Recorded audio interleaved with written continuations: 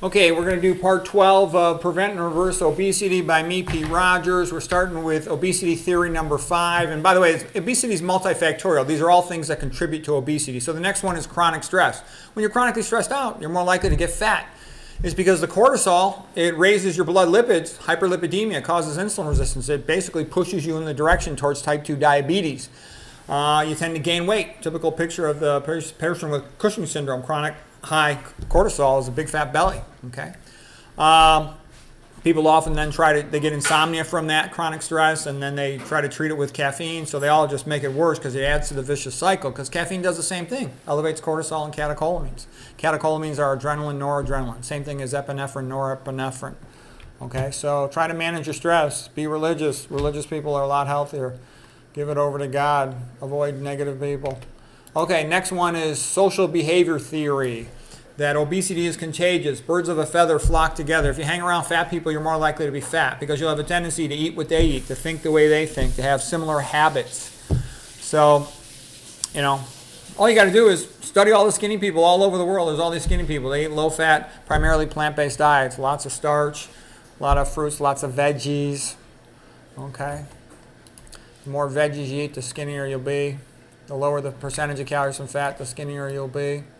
Social thinking theory. When in Rome, do as the Romans do. This is a little bit like that other social theory, but it's also like this is more generalized for America. Most Americans eat the standard American diet. That's why it's called the standard American diet. Or they'll eat some version of the Mediterranean diet, which is really like a bunch of nonsense with olive oil and other oils and animal foods and alcohol and all this other stuff. So not smart. And you don't want to half-ass it. Moderation kills is what Caldwell Esselstyn used to say.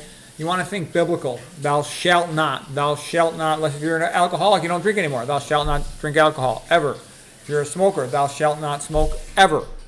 Okay, so same with diet. It should be like the 10 Commandments. So here's some dietary 10 Commandments. I think I got more of them later in the book, but here's dietary 10 Commandments for getting started. Thou shalt not eat meat. Nothing from an animal.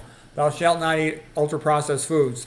They've all got all these chemicals in them that make you gain weight. Thou shalt not eat fried foods. Fried foods are a disaster. Never want to eat them. Thou shalt not eat any food with oil in it, not even if it's just one distant ingredient.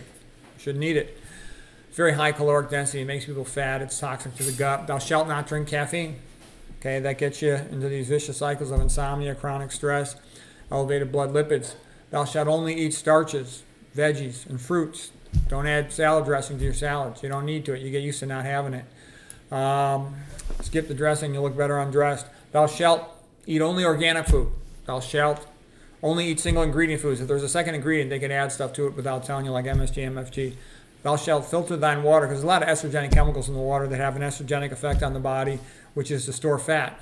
The baby might need it for energy, so to speak. Estrogen levels go up when a woman is pregnant, so you want to avoid all that stuff. Okay, I hope that was helpful.